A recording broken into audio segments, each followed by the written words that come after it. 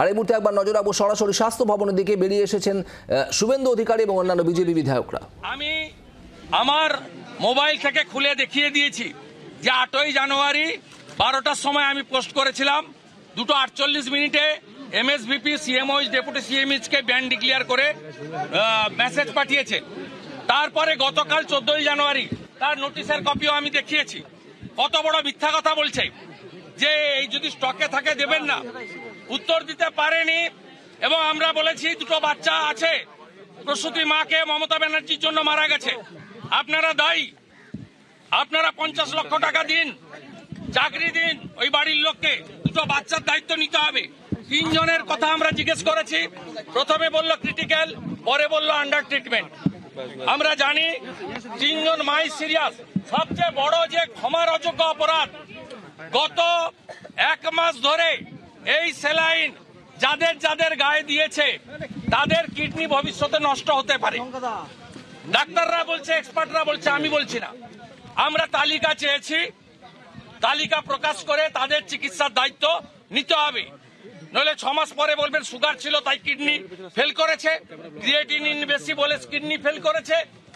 এগুলো শুনবো না। 1 মাসের বেশি কয়েক লক্ষ মাকে, রুগীকে সমস্ত সরকারি হসপিটালে তারা এই বিষ স্যালাইন ঢুকিয়েছে, তার তালিকা প্রকাশ করতে হবে। আমরা বলেছি এবং আমরা ইলেকট্রনিক্স কমপ্লেক্স পিএসএ আমরা এফআইআর করব। মমতা ব্যানার্জি স্বাস্থ্যমন্ত্রী, স্বাস্থ্য সচিব নারায়ণ স্বরূপ নিগম, মেদিনীপুরের সুপার 3 জনকে অবিলম্বে গ্রেপ্তার করতে হবে। এবং 1 মাস ধরে কাকে কাকে এই বিষ স্যালাইন দিয়েছেন, আপনার কাছে মেডিসিনেরও যেমন স্টক রেজিস্টার আছে, রুগীরও রেজিস্টার আছে।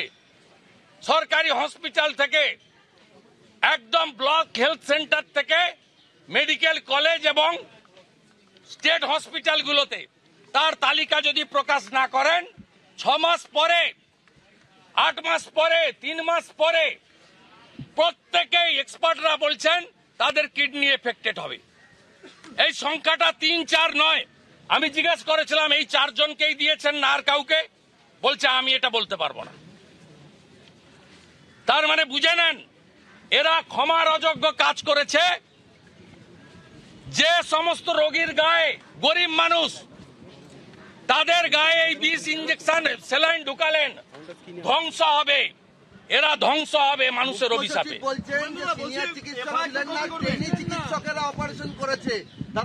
অপারেশনের সঙ্গে নো রিলেশন। ডিমান্ড হচ্ছে এই ব্র্যান্ডের ওষুধ নিয়ে। 13ই ডিসেম্বর অ্যালার্ট করেছে, বলছে 11 ডিসেম্বর আমরা ব্যান করেছি।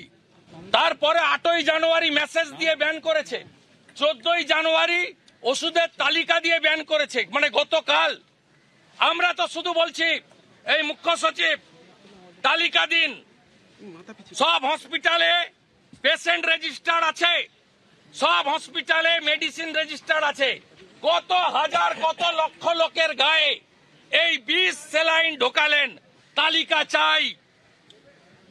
তৃণমূল মুখপাত্র বলছে যে জুনিয়র চিকিৎসকেরা দায়ী। দেখতে পাবেন তৃণমূল মুখপাত্র বলছে জুনিয়র চিকিৎসকেরা দায়ী, আর অভিষেক বন্দ্যোপাধ্যায় বলছে আমি ওদের কথার উত্তরই দেব না। Mamata should resign and book. Junior চিকিৎসকরা, মমতাকে অ্যারেস্ট করতে হবে। জুনিয়র চিকিৎসক, এখানে মমতা ব্যানার্জির কথা ছাড়া পাতা নড়ে না, সব ল্যাম্পপোস্ট। মমতাকে অ্যারেস্ট করতে হবে, কোনো কথা নেই। বিধানসভা বন্ধ, তাই এখানে নেমেছি, আমরা ছাড়ব না। আমি মহামান্য উচ্চ আদালতকেও বলবো বাংলার মানুষকে বাঁচান। জুনিয়র চিকিৎসকেরা স্বাস্থ্য সচিবের অপসারণ চেয়েছেন, বলেছেন ওরা কি চেয়েছে, আবার কখন ফিশ ফ্রাই খেতে যাবে আমি জানি না। জ্যোতিপ্রিয় মল্লিক, আপনারা শুনছিলেন শুভেন্দু অধিকারী বিরোধী দলনেতা স্বাস্থ্য ভবন থেকে বেরিয়ে আসার পর যা বলছিলেন তার বক্তব্য, কতজনকে এই স্যালাইন, বিতর্কিত স্যালাইন দেওয়া হয়েছে তার তালিকা দিতে হবে, এমনটাই দাবি বিরোধী দলনেতার। এবং তার বক্তব্য, মৃতের পরিবারকে 50 লক্ষ টাকা আর্থিক সাহায্য দিতে হবে, এমনটাও দাবি করেছেন তিনি। যে প্রসূতির মৃত্যু হয়েছে সেই শিশুর সব দায়িত্বও নিতে হবে দাবি শুভেন্দু অধিকারী। স্বাস্থ্য ভবনে আজ যান অন্যান্য বিজেপি বিধায়কদের সঙ্গে। স্বাস্থ্য ভবনে যাওয়ার পথে তাকে ব্যারিকেড দিয়ে পথ আটকায় পুলিশ, যদিও এরপর ব্যারিকেড তুলে নেওয়া হয়।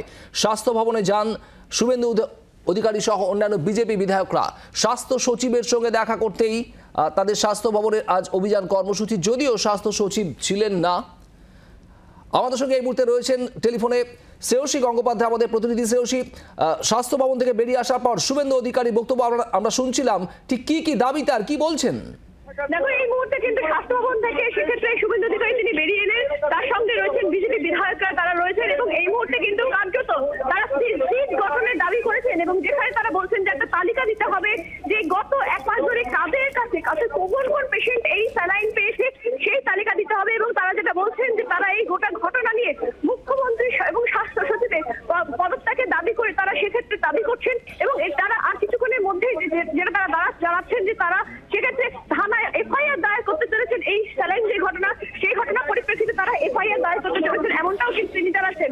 ফলে সামগ্রিকভাবে এই মুহূর্তে কিন্তু হাতে প্ল্যাকার্ড নিয়ে বিরোধী দলনেতা শুভেন্দু অধিকারী তিনি স্বাস্থ্য ভবন থেকে বেরিয়ে এলেন এবং সেখানে তার বক্তব্য এখানে স্বাস্থ্য সচিব ছিলেন না, সেক্ষেত্রে ড্রাগ ডিপার্টমেন্টের একজন আধিকারিক ছিলেন, উচ্চপদস্থ আধিকারিক ছিলেন, তার সঙ্গেই কিন্তু মূলত কথা হয়েছে এবং সেখানে কিন্তু তারা একটা তালিকা চেয়েছেন, যে তালিকাটা তারা বলেছেন যে এই স্যালাইন গত এক মাসে কাদেরকে দেওয়া হয়েছে এবং তিনি যেটা অভিযোগ করছেন যে এই স্যালাইন যাদের শরীরে পৌঁছেছে, তিনি বিশেষজ্ঞদের সঙ্গে কথা বলেছেন, তাদের ক্ষেত্রে কিন্তু কার্যত তাদের কিডনিতে এফেক্ট হওয়ার কথা রয়েছে। ফলে সেই তালিকা তিনি দাবি করেছেন এবং এর পাশাপাশি কিন্তু কার্যত মুখ্যমন্ত্রী অর্থাৎ স্বাস্থ্যমন্ত্রী তিনি পদত্যাগ দাবি করেছেন এবং গোটা ঘটনা নিয়ে তিনি থানায় অভিযোগ এফআইআর করতে চলেছেন, তেমনটাও কিন্তু তিনি জানাচ্ছেন। পাশাপাশি তিনি স্বাস্থ্য সচিবেরও কিন্তু এদিন তিনি পদত্যাগ দাবি করলেন, এমনটাই কিন্তু জানিয়েছেন বিরোধী দলনেতা শুভেন্দু অধিকারী। বাংলার আওয়াজ, বাঙালির আবেগ, জি 24 ঘন্টা।